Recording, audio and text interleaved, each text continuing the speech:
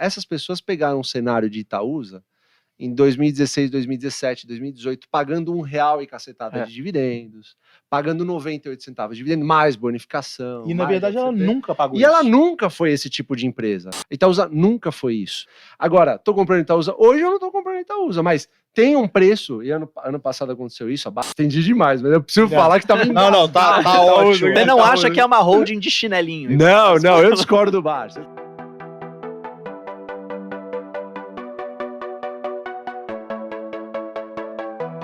Você falou no seu Insta sobre Itaúsa. Inclusive, você falou que iria comentar aqui sobre Itaúsa. Eu quero, na verdade, fazer a seguinte provocação. Manda bala. E esses dividendos de balinha vão melhorar ou não vão melhorar? Porque é o que todo mundo tá esperando, né? Quem tem... E aí eu entendo, na verdade, que a Itaúsa também tem... E me corrija, porque eu não acompanho muito, mas... Sim.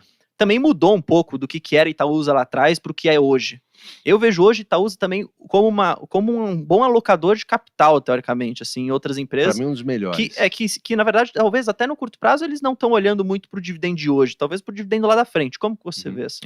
Cara, quando eu falei que ia falar da Itaúsa, é porque eu acho que eu sobrei lá da Itaúsa, o Barsi vendeu. Então, o Barsi falou mal dela. Não, entre aspas, né? Lógico. Mas assim, a gente tem que sempre entender contextos, né, antes de entender racionais, né, de compras de determinadas empresas. Eu tenho uma história com a Itaúsa, né, eu tenho uma posição grande que eu construí desde quando eu comecei em 2004, porque eu gostava da empresa, eu não entendia muito de ação, mas eu gostava naquela época. Eu falava, porra, o Itaú, olha que legal, é uma empresa que me atende em tudo, tal, eu não precisava ir tanto em caixa já naquela época, hein, que era uma época que a galera... Foi assim minha análise, extremamente crua lá no começo. Conforme o tempo vai passando, assim, a Itaúsa ela foi desenvolvendo em mim uma consciência do que é ser um acionista de longo prazo. Eu sempre brinco com a galera, eu já tive Itaúsa e já tive Unipar. A Unipar, eu brinco com o G, isso aí. A Unipar deu muito mais dinheiro que Itaúsa, mas a Itaúsa, eu ficaria com ela tranquilamente. Eu gostei muito, a jornada com a Itaúsa foi muito mais feliz do que com a Unipar. E eu explico por quê. Eu comecei em 2004. De 2004 até 2016... você tinha bonificação mais 6%, bonificação mais 6% de dividendo. Exato. Então, 10% de papel mais 6% de dividendo, 10% de papel mais 6% de dividendo. Uma empresa que foi crescendo, foi ganhando muito corpo, Itaú tomou uma relevância absurda. Enquanto a Unipar, que hoje é a queridinha da Bolsa, ficou de 2004 até 2016 a ver navios, fazendo projetos ruins, projetos que... a gente não diz projetos ruins, projetos que acabaram não dando tão certo como a empresa esperava, né? Ninguém erra, sei lá, por querer, né? Projetos que acabaram não dando certo e tal. Então, assim, a Itaúsa me educou nesse cenário, né? E se você for ver, a empresa, ela nunca foi uma empresa de, assim, de dar dividendos gigantescos como uma Taesa da vida. A Taesa é uma elétrica, é outro negócio, é outra história, outro contexto e tudo mais. Só que o que ficou na imagem, especialmente das pessoas que estão entrando na Bolsa agora? Essas pessoas pegaram um cenário de Itaúsa em 2016, 2017, 2018, pagando R$1 e cacetada de dividendos, pagando 98 centavos de dividendo, mais bonificação. E na verdade ela nunca pagou isso. E ela nunca foi esse tipo de empresa. Ela fez isso momentaneamente porque estava rolando um excesso de um excedente de capital e eles não tinham o que fazer com dinheiro. Por que uma empresa distribui dividendo? Porque ela não tem onde alocar o capital de maneira melhor. E é ineficiente deixar tudo parado no caixa. Exatamente. Então ela fala, pô, o que eu vou fazer? Como é que o meu acionista fica melhor aqui? Como é que eu vou remunerar isso com empresas que obviamente têm uma característica e um histórico de boa governança, belíssima pagador de dividendos, um bom controlador, que é o caso da Itaúsa, né? Então ela fala assim, pô, o que eu vou fazer com esse dinheiro? Não, vou distribuir para acionista. Foi o caso de 2016, 2017, 2018. Então a galera que reclama das merrequinhas de 2 centavos e tudo mais, pega geralmente essa época e adota como se fosse o benchmark da Itaúsa. A Itaúsa nunca foi isso. Para mim, é um caso clássico, até o Setúbal falou hoje, inclusive, uma coisa que eu também, como acionista, vejo. A Itaúsa, para mim, é um caso de dividendo e crescimento, porque é uma empresa que dá cerca dos seus 6% ao ano, costuma dar bonificação de 10% agora, ao ano, acabou soltando uma subscrição de capital e a justificativa do controlador foi que o melhor emprego do capital agora, que vai ser fruto da subscrição, é justamente para pagar a dívida. Esse é o melhor emprego que tem exigido do capital agora. Se o melhor emprego fosse comprar ação, a gente ia recomprar ação. Se o melhor emprego fosse dar dividendo, a gente ia dar dividendo. Por que ela não faz isso, então? Porque ela tem projetos bons no pipeline dela que vão fazer ela crescer gerando mais dividendos no futuro. Então, a gente não analisa uma empresa como uma foto. Eu não quero saber o que foi a Itaúsa nos últimos 3, 4 anos. Eu quero saber como foi a Itaúsa nos últimos 20 anos. Agora, estou comprando Itaúsa. Hoje eu não estou comprando Itaúsa, mas tem um preço, e ano passado aconteceu isso, abaixo de R$8, alguma coisa que aconteceu, ela pagava muito mais de 6% ao ano de dividendo. Por que ninguém fala isso também? Então, assim, eu não quero... Que se dane, eu quero defender a Itaúsa aqui, porque eu sou acionista da Itaúsa, eu gosto da empresa. Eu não estou dando recomendação para ninguém comprar. Se você acha que o dividendo é pequeno da Itaúsa, não compre Itaúsa. Agora, eu sou acionista, eu quero ver a empresa bem e eu sempre vi a empresa bem. Ela me educou no mercado de capitais. Brunão, estendi demais, mas eu preciso falar que tá bem. Não, tá ótimo. Então quer dizer, calma aí, então quer dizer que você não acha que a gente tá aqui de camarote. você não acha que é uma holding de chinelinho? Não, eu discordo do Barsi. O Barsi, assim, o Barsi pra mim é o Pelé dos negócios. É meu professor, meu mentor. Eu não tenho como falar mais elogios ao Barsi do que eu sempre falo.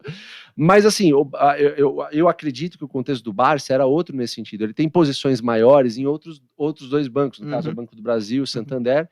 E não tinha uma posição tão grande de Itaúsa. E ele acabou se desfazendo. E ele tem um racional que deve ser extremamente respeitado. A galera, Brunão, é muito, muito emotiva. Então, assim, o Barsi fala que, ele não compra por causa disso. E a galera replica. Vai saindo como se fosse só o que posso fazer. Eu fico imaginando a galera, tipo assim, aí a gente vive falando isso nas nossas lives. O Barsi falou que comprou o IRB. O Barsi, ele tem um capital gigantesco, ele já passou por tanta coisa, ele tem uma paciência que você que está desse lado aí, está começando agora, não tem. Exato. O IRB, ele estudou isso. Vamos supor que o IRB dê certo daqui a 9 anos. Será que você que está em casa, que comprou IRB, vai aguentar ficar 9 anos? Eu duvido. A maioria perdeu. Eu duvido. Não, e ele, de novo, ele tinha, como você falou, o capital dele não estava só em IRB. Um pouquinho. Tem um monte de gente que colocou tudo em IRB. Só aí o cara colocou tudo. Aí você vai perguntar, o Barsi tem 0,2. Não é nada, exato. Brunão, ó, uma coisa que eu falo para todo mundo que está nos assistindo agora. A gente deve ter ações na nossa carteira que a gente gostaria de levar para a guerra. Porque em algum momento vai dar coisa errada, em algum momento as empresas não vão performar de uma maneira tão boa, em algum momento vai ter algum erro em algum projeto. Então sempre pensa antes de comprar uma ação, se essa empresa cair pela metade de dividendos, eu vou estar na guerra com ela, eu vou estar comprando mais, eu vou aumentar meus aportes.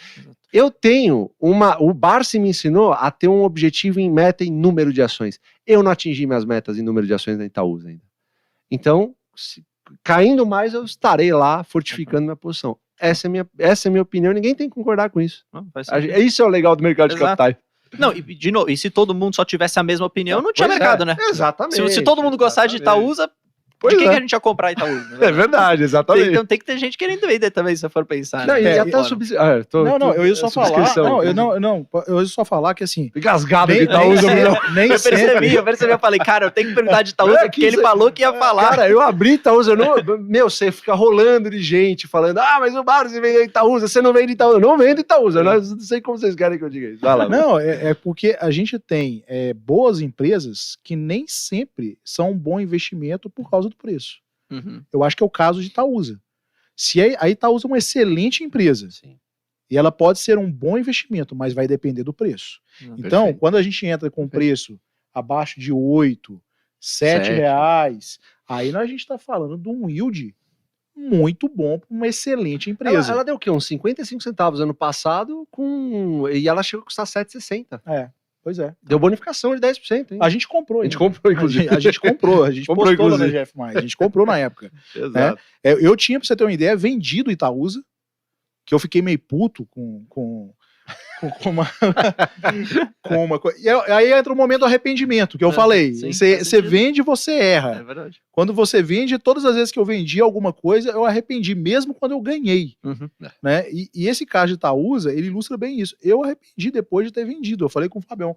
E quando chegou no preço de novo, que eu achei que valia, eu entrei de novo na posição. Eu recompus minha posição em Itaúsa.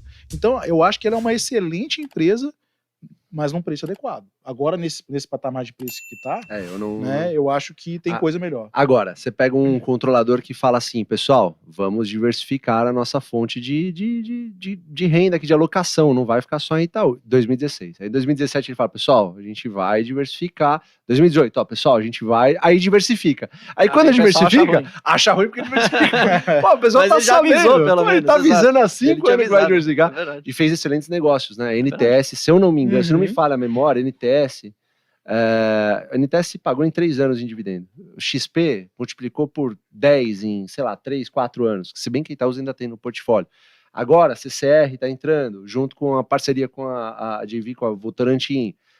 Assim, eles sempre foram belíssimos alocadores de capital. Estão em guerra porque os influenciadores falam que estão pagando pouco dividendo. Eu tô nessa guerra. Esse é o balinha. Eu tô nessa guerra com o Itaú. Vamos ver o que vai dar. Sabe?